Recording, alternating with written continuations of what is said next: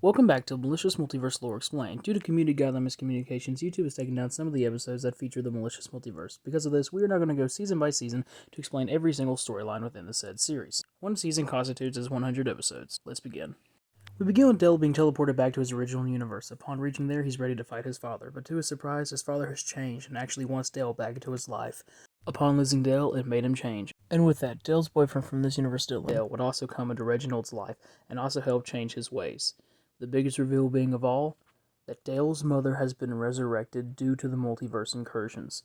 Due to the timelines and everything changing everything and moving and shifting, his mother was able to come back out of the grave and be a part of their lives. And with that, Dale could have another possible chance at love with Dylan. Meanwhile, Jed would return to his universe along with his blood family. Fat Linda would return as well after 400 episodes. To their surprise, Linda would not do any evil shit. This would also be Jen's moment to reunite with her mother. You're a bitch. Whoa! Sorry, I just fucking hate this bitch. Linda couldn't prove that she had changed, but she wanted to change to have a relationship with her child and granddaughter. This would lead to many discussions, but would also lead to something else, a reveal. The Malicious gang wasn't the only ones that were able to come in due to the incursions, but many civilians in each universe as well. And due to this, anyone that had turned into a zombie from the zombie quarantine zones would also be teleported back to their universe of origin, leading an infinite multiverse zombie pandemic. And unfortunately for everybody around, the government would be tracking down everyone that came back from their universe of origin, and everyone would be kidnapped. Meanwhile, Godfrey and the Pimp Daddy family would return to their universe of origin. It was here that they would discover that Mob Boss Bob Ross had been resurrected due to the multiverse incursions. Pimp Daddy G would initiate a gunfight, and unbeknownst to him, he'd have backup with Officer Racist. It would be here that the characters would reunite, years after Randy Racist had saved them all. I'll be back. I always... Unbeknownst to them, after leaving, a dark force would appear and take a look at the carnage. That, of course, being Samael, Satan himself. And with a lust of power trying to go after the Malicious gang, he would resurrect the dead from the building. Meanwhile, Jack and the gang would be sent to Purgatory due to the fact that with all the timelines and changes within their universes, they would not have a timeline or universe of origin. And to make things even more stressful, Jane would reveal that she's pregnant. This would lead to many fears, as pregnancies are accelerated in the Malicious Multiverse due to the fact that the story wants them to go and speed up even faster. And with this, there would also be even more fears. How does childbirth in Purgatory work? Jack would try to put her at ease, communicating his stresses as well, noting how Earl has dementia and that eventually he will have dementia. Together, they would feel better knowing they had each other. Meanwhile, Tard would discover Salvage's mask in Purgatory. Meanwhile, Earl would draw said mask as a hint of how they escaped with his dementia. Meanwhile, Jonathan would lament in his loneliness without all of his friends at home. His loneliness wouldn't last long, though, as an old friend would return. The notebook would reveal the next step of the story. What the hell? Hello? Jonathan? Jack? Oh my god, guys. Guys, it worked. Purgatory is a copy of our surface world, and with that, they'd be able to communicate with two Salvage masks. The guys would start to devise a plan, realizing that all the Dragon Balls had been separated to their different universes. If they could all gather their Dragon Balls into the same spot of their universes, perhaps they could wish them all back together. It's in my ass. We've got it. Alright, guys. I've got mine. Meanwhile, Dr. Maybe would construct a portal gun using the power of the Time Police masks. Dr. Maybe would find Jonathan and would want to work with him to devise a plan to unite the universes back together. Jonathan would question why Dr. Maybe would want to do this, and he would talk about how all of his experiments are now back in their universe of origin, and with that it could cause many problems, and he'd want his experiments back. On top of that, he would reveal that his virus would also be spreading. His zombie virus. Mr. Bridges, don't tell me you believe that the COVID-19 virus just mutated back in 2020. No, of course. It was me. Jonathan wouldn't trust Dr. Maybe and wouldn't want to work with him, but Dr. Maybe would threaten his family. Jonathan would comply, but not out of fear, but obligation to his friends to try and bring them all back together. Meanwhile, Dick and Balls would return to his dimension, and it would be here that we would meet a new character and saleswoman, Clinton Minge. And that is why you should drink Prime from 1-800-CHUNK-CHUNK. It would be revealed that the 1-800-CHUNK-CHUNK within Dale's original universe would now be taken over by Clinton Minge. Clinton would kick Dale out of 1-800-CHUNK-CHUNK, where he would be met with a zombie in this universe. Luckily, Dr. Maybe would end up coming in to save him. And with that, they would also discuss their business plans upon returning back home. Unfortunately, Clit would hear the whole thing. Upon returning to the universe, Matrix would start downloading new information, and this would include some leaked photos from a government database. Have some photos that were captured the night of your parents' death, revealing the murderer of your parents. Jack the janitor killed my parents?! Dr. Maybe would leak a channel between all the universes, letting them know that the collision would take place soon. Meanwhile, the other universes would hold off the zombies until they could collide their universes back together. Things would not go so well in Pimp Daddy G's universe. Officer Homophobe would lose his life. Save the multiverse! Meanwhile, they'd struggle to find the Dragon Ball in Dick and Ball's universe. Looking for this Dragon Ball? Dale would ask her to hand over the Dragon Ball, but she would refuse, with only one consultation. If the two would fuse both of their 1-800-CHUNK-CHUNK businesses in the reformed Malicious Multiverse. Dale would agree, but Dr. Maybe does not negotiate with terrorists. Dr. Maybe, wait, no! Dickens! Oh well, what's one less person to bring along the ride? Back up! If you lay a finger up him, I will shove this Dragon Ball up my pussy vortex. Pussy vortex? That's right, I had my minge surgically placed in a storage unit inside of my pussy. And if you lay one finger on him, I'm shoving this thing right up there. It'll take you days to find it, even if you do cut me open. Whatever. Meanwhile, things wouldn't go well for Dale's mother. No! They would do what they can. Dr. Maybe would release the vaccine, but it wasn't what anyone expected.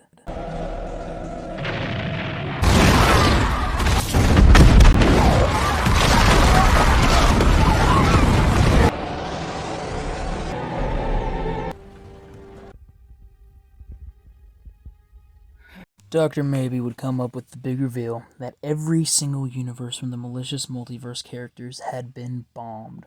Every human, every woman, every child, every zombie, all killed, except for the main characters that made it to the Area 69 pinpoints that could link them back to the main universe. The main characters were safe, but their homes, their original homes, were all gone.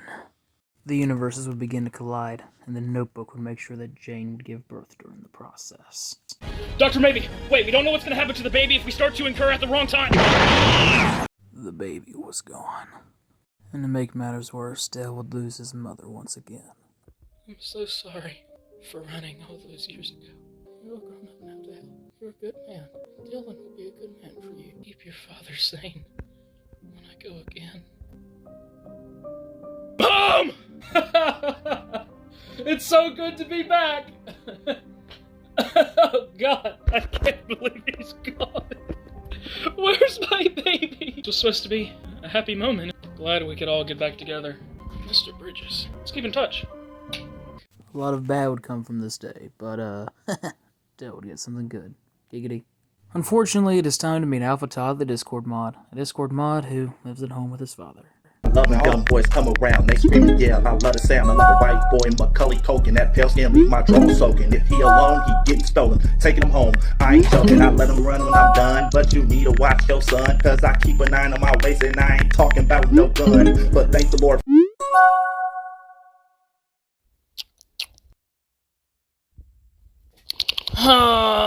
What the f***? Ow! This isn't how my story ends! Alpha Todd wouldn't get away with it though, as we meet Judge Wortcock. Todd would be forced to go into court, and it would be revealed that Dickens is also a lawyer, as well as Clinton Minge. The two would go back and forth on whether or not they were sentenced Todd or not, and that would be until they could come up with a plea deal. Hi, my name is Susie. I'm 13. You lying bitch! You said you were 9! Hey! They would agree to place Todd under house arrest with no internet access, and all they had to do now was convince the judge. My teeth. My name is actually Bill. I have a huge horse cock and I'm actually 35. Man, they keep on putting some weird fluoride in the water. With everything going the way it was, Jack would start converting to Christianity. The two would discuss their theories on where the baby went, but that's when they would get a visit by the Grim Reaper. Grim would reveal that due to him being born as the portals were going off, that the baby had actually slipped not only through purgatory, but through the entire timeline and multiverse, ending up in hell. It would reveal that due to his innocence, Demon could not harm nor possess him, and that they needed to go save him. Within hell, they would encounter many demons. No, travelers, have you seen the face of God? They would find the child in the arms of Satan. To their surprise, Lucy would just hand over the child. Satan would leave cryptically, and Jack would name his son Jeremiah. But before they'd leave, they'd have a surprise visit by Samuel the Simp. They would discuss what happened, and Jonathan would go out of his way to forgive Samuel, noting that he hadn't even been judged by God as he was stuck, trapped in hell due to dying in it. They would discuss trying to get Samuel out, but then they would be paid by another person, Salvage. Salvage would be trapped behind a barrier, and they would continue their conversation with Samuel, asking if he needed anything. Samuel would have one request: take some of his blood that had been spilled in hell, and create a clone of him using Jacquez's tank. That way he could live on in some other way, to allow growth hormones within the child so that he may grow up fast. But perhaps there would be redemption in hell. The hell, is that a door? Samuel, Did you guys hear that? No? it's time to come home. Samuel had been redeemed, and Salvage would become jealous, wanting to exit hell. The difference being is, he hadn't redeemed himself. And the little bitch variant would be trapped down in hell for eternity. However, he would have one genuine request. For Jack, for realsies this time, to truly become the new Salvage. To truly take over the Time Police. That would give him peace in his darkness. Then, though tempting and difficult, Jack would comply to let the Time Police become something better than they were. Jack would become the new Salvage. Sam would be cloned, named Samuel 2.0. I think they went with Sammy instead, because, Samuel 2.0 is weird. And Jen, in a strange act of kindness, would decide to actually adopt the child of her former killer. Unfortunately, all the joy in the world would be interrupted, as Jack would begin having a stroke. Jack would wake up, and a bombshell would be dropped. Jacquez felt strange about the way that Jack had passed out, so decided to hook him up to the cloning machine to study his body, specifically his brain. Upon doing so, he would discover a massive black spot on the left side of Jack's brain. How could this possible? Well, a harrowing explanation.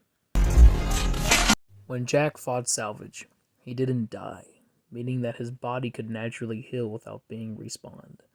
And due to this, any damage that was made would stay.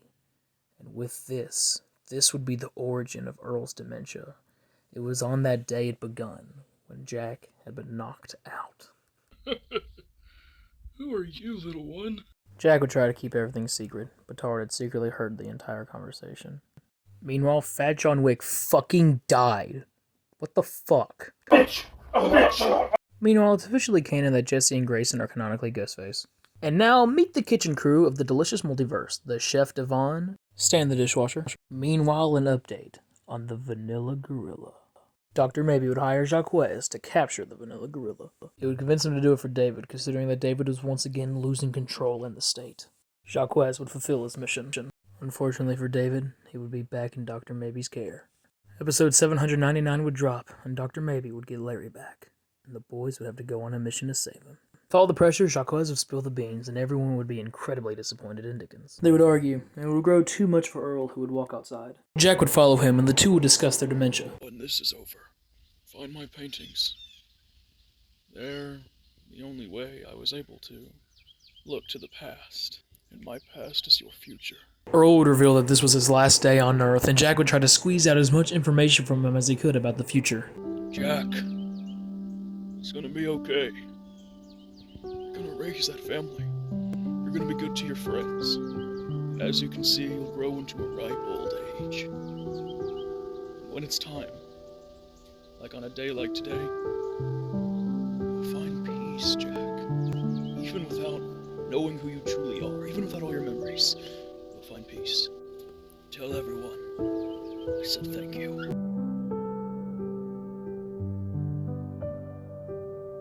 And that's exactly what I'm talking about. It's that greed. And now it's all over the walls, Dickin. Earl's dead. With this loss, everyone would band together, and Jack would call upon the Time Police. Dr. Maybe would hold Larry captive, but the boys would be on their way. The boys would start killing clones, and Jacquez would look for the central hub so he could possess all the bodies. Larry would become desperate to escape to help out the Vanilla Gorilla, and would snap his own arm to get out of the trap. Jacquez would make it to the clone vats and would begin the process. Amidst the chaos, a former clown named Blitzen would make his escape. Meanwhile, Larry would return. Ape Larry would pummel the Vanilla Gorilla, so Larry would fight back. Take that, you bitch. But this would mark the end to Larry's story. What are you? My stuffing. This would give David the determination to fight, but it would be too late. With all the clones possessed, there'd be only one more Dr. Maybe, and David would get his revenge. Wait! Retribution with a bitter end, but not everyone's story ends in death. Right.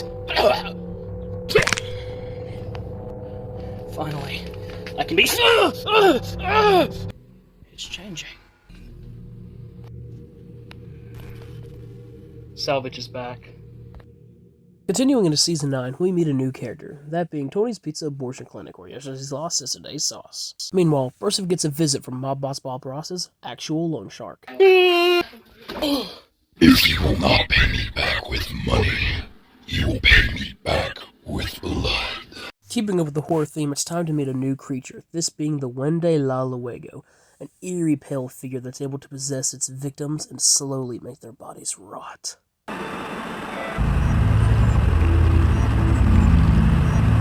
And now for a new series, West of the Wasteland. In this series, all the zombies have been brought back to this universe of the Malicious Multiverse, and with that, many people want to escape the reality that is the Malicious Multiverse. With this, a bunch of friends come together and form a group, some outlaws, some cowboys, trying to go into the wasteland for hopes of a new life and freedom.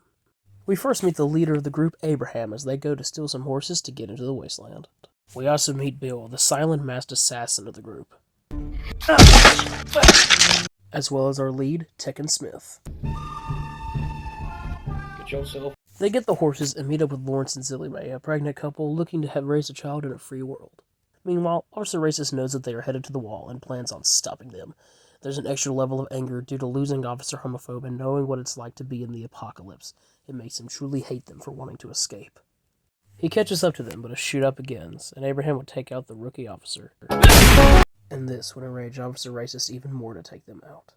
They make it through the wall, but find an immediate issue. As to get even further into the apocalypse, they're going to have to go through a herd of zombies. Though they come up with a theory that smell is what attracts the dead. So, they cut open a Zed and wear its blood to get through the herd. Some of the officers follow, but they have no chance against the dead.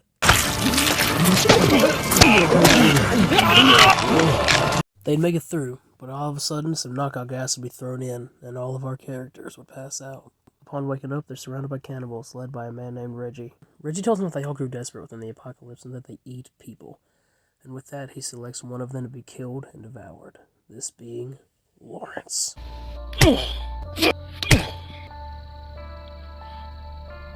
Tekken,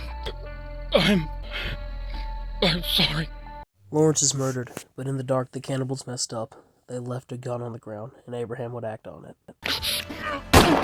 And with this, there would be no forgiveness as they ripped all the cannibals apart. Sooner.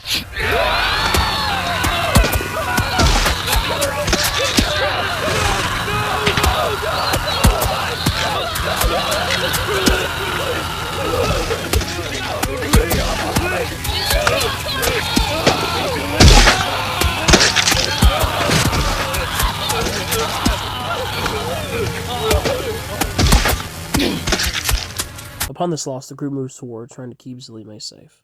Taking offense to the ever-so-quiet Bill, and it really helps them out as they hunt. They then gather around the fire and discuss life. At the fire, Tekken talks about an old girlfriend and wonders where she is now. Meanwhile, Zilly Mae talks about Lawrence's brother Stan, which is a connection to the kitchen crew. This is a subtle reveal that Lawrence and Stan are in fact brothers, and it truly goes to show that it's a small malicious multiverse in the end. However, their conversation is broken up by Officer Racist, who has tracked them down and is ready to finally kill them all. Bill stays behind to fight.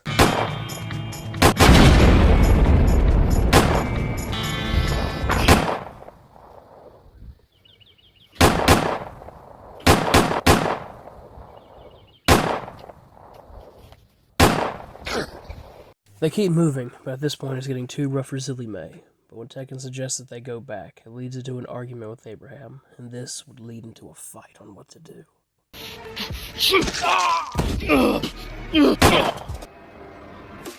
I'm sorry, Abraham. Unfortunately, during the fight, multiple shots had rang out, and this would cost the life of Zilly Mae.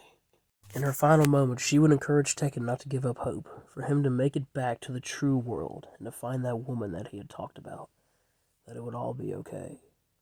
But upon her death, a new life/death would appear. Tekken was bit, and that would leave him with only one option. Tekken would work to get home where Officer Racist had left him a gift.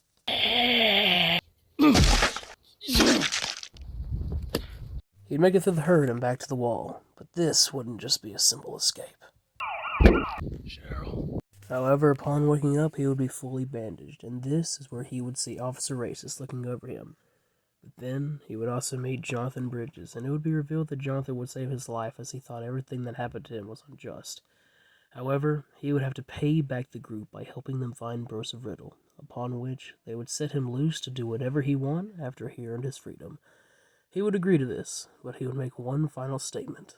When this is over, I will get back to the west of... Made Roger Ribbit. Who's gooting in my swamp? Ribbit, ribbit! I am the only edgelord of this swamp. Now, who wishes to be my frog grandma? Okay. Hello, Grandma. I am Roger Ribbit, and this is my swamp. Meet Edgar and Edith Hemorrhoid, the alternative emo-goth baddie sibling duo. Meanwhile, in Kitchen Crew, we meet a new coworker, this being Gigi, a sick, evil slut.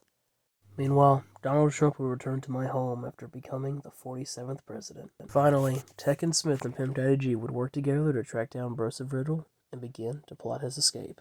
The entire Malicious gang would show up, and all the guards would stand no chance at Mob Boss Bob Ross's facility. It's here that we meet one of the guards, Rusev, from Russia, and he would end up joining the group to help them take down Mob Boss Bob Ross out of fear. Mob Boss Bob Ross was strong after turning into a demon and would mollywop the competition, but this would be until another demon would show up to fight, Priest Pedo. And with Mob Boss Bob Ross finally taken down, Pimp Daddy G would put in the final shot and save his cousin. Upon returning home, the entire group would celebrate. However, Jack, deep in depression and fear of his dementia, would be locked inside a room, having gone through all the files and everything that Earl had owned, trying to predict the future. This would be a pretty heartbreaking thing for him, but Jonathan would talk him into coming back to the party. And this is where a beautiful moment would happen. You're my brother. They'd walk out, and Jonathan would notice some extra paintings. 1,000. The death of Big Jeb.